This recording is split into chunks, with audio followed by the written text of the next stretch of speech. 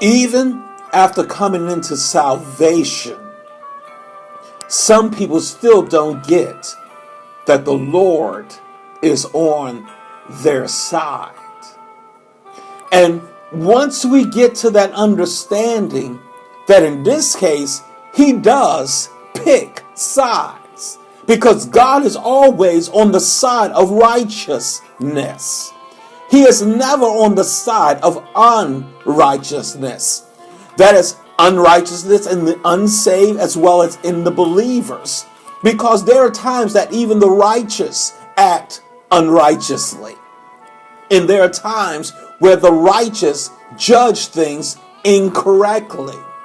And there are times that even the righteous miss the mark. And God is always going to be on the side of he who is righteous and how they have acted righteously. So even your brothers and sisters can fall enemy to God himself until their ways, until they have gotten themselves together. Because he is on our side. Listen, I will not fear. See, when you come to the greater understanding that God is on your side, it will remove fear and apprehensions of his ability to act and to interact with you. See, fear is not of God. Fear is of the devil. And one of the things, the strongholds that the devil uses in our lives is fear. If we can eradicate our lives of fear and live in a life of trust and full dependency upon God and courage, we will not have anything to fear. Now, let me explain the difference between the two fears, because I mentioned it earlier. There is one fear when it speaks of God. They that fear the Lord, it's talking about a reverential type honor and respect towards the Lord. And the Bible says in the book of Proverbs that the fear of the Lord is the beginning of wisdom. This is about a decent, healthy reverence towards God.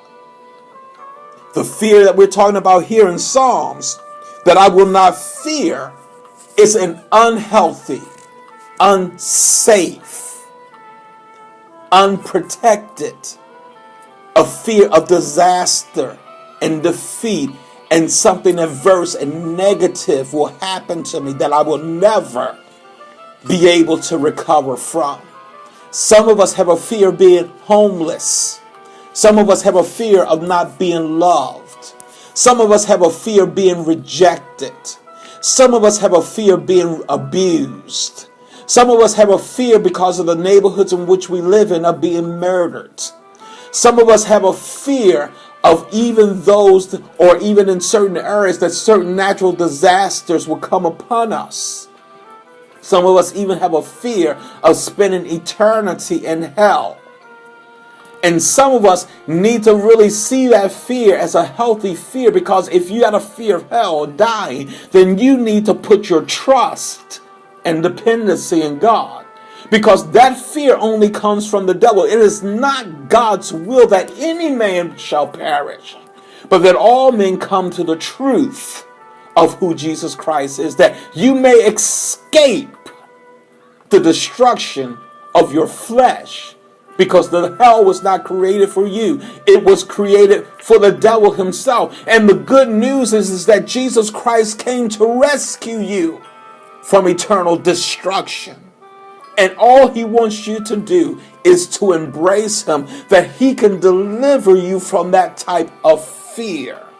Because it's unhealthy for your soul. It's unhealthy for your trust. Let's go back. It says, verse 7, the Lord taketh my part, listen, with them that help me, with anyone that helps you through this, whether they give you words of encouragement, whether they're praying for you, whether they give you an embrace, whether they speak a kind word, whether they tell you, brother or sister, don't worry about this, God has got your back, and they mean it sincerely from their heart or from their soul. But be careful of them that only are saying it to you because they have a hidden objective or motive, And they're only saying that because they know that they're trusting the devil to destroy your life. But you got to be discerning in that moment to know who is on your side. One of the things that I preached about before is that I hate the hypocrites in the church. Because there are people in the church that will smile in your face. They will embrace you. They will hug you. They will kiss you. They will seemingly even give you a word of encouragement. But behind your back, they are talking about you. And one of the things that I hate in the church is the spirit of the gossipers. Gossip has done a lot to ruin the reputation and character of people without other people taking the time to investigate, to see whether or not there is truth behind it. And the thing that happens is when the enemy uses gossip to spread it around the church as he spread mayonnaise on a slice of bread, that reputation is destroyed, whether you have committed the deeds or acts or not. And it takes an eternity, a lifetime, sometimes to repair those things. And sometimes those things are never repaired. And you're wondering why people are looking at you adversely and why you can never get to a place. Because the enemy has spread lies through gossip about you. And it's going to take the trust of the enemy, of God himself to defeat the enemy that has built confidence in causing people, even saints, to believe the lie. The scriptures say that if the time were not shortened, even the very elect of God would be deceived. So why wouldn't you think that he would deceive one another with gossip? If people aren't taking the time to take it to God in prayer to learn the truth, and God check them and say, don't pay attention to what they're saying. It is a lie. It is a lie. Listen, that's why the next verse, I love it so much, because it says in verse 8, it is better to trust in the Lord than to put confidence in man. The arm of flesh, the scriptures say, will fail you every single time. Stop putting your confidence in a man or in flesh, in blood. They will fail you every time. You need to learn to discern who God has put in your place for a season or seasons or for the course of your life, that will be there for you and will put their faith and trust and confidence in you. You want someone to be so dependent and reliable that God has to forge the relationship. David had a best friend by the name of Jonathan, whose father Saul was king over Israel and had authority over David's life. But yet Saul wanted to kill David. But the friendship between David and Jonathan was so strong that Jonathan even risked his life, regardless of whether it was his father, but gave David warning on many occasions that my father's own intent is to kill you. But I'm going to make sure that my father's heart will be made known to you so that you can escape potential destruction by his hand. Although I'm his son, I love you, and I will keep you protected by revealing the secrets of my father's heart to you. The thing is, you need a revelator, someone that will share the heart of the enemy against you so that you will know how to avoid him.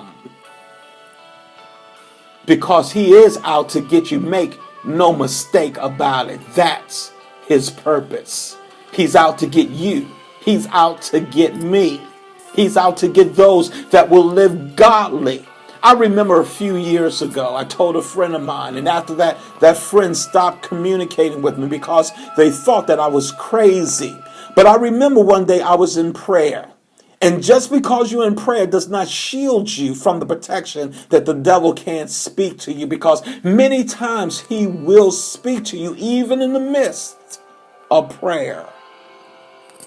And I remember praying, and he said that I'm going to destroy you. And I shared that with a friend who was saved, filled with the Holy Ghost. And I thought that they would understand. But after that conversation, that friend no longer spoke to me. It's things like that will reveal who your true friends are. There are some friends that I shared it with, and they understood what I was saying, and they said, William, I concur with you. I know that that's the truth. And I'm going to be praying for you, and I'm going to be lifting you up in prayer. And I remember some years ago, before that even occurred, I remember going to a service and a prophet called me out and said, William, called me by my name, actually, once he realized what my name was, and said, the devil has always been attempting to destroy you. He's still doing so, but he will never be able to do so because you have a purpose in the kingdom. And God is going to be your support and your stay. And I'm communicating the same word to you today, that the devil's will is to destroy you. But I'm speaking to you that he will never be able to do so until God's purpose and will has been accomplished in your life. Because God's hand is upon you to use you for his glory and for his name's sake. So it is better to trust in the Lord than to put confidence in man. It is better to trust in the Lord than to put confidence in princes, even those that have positions of authority. And I know that many of you will probably say this. Yes, I always encourage you to find a church home and find a man or woman of God that teaches the truth. But at the end of the day, even don't put confidence in us other than what God has told you to do. Obey those that have rule over you, yes.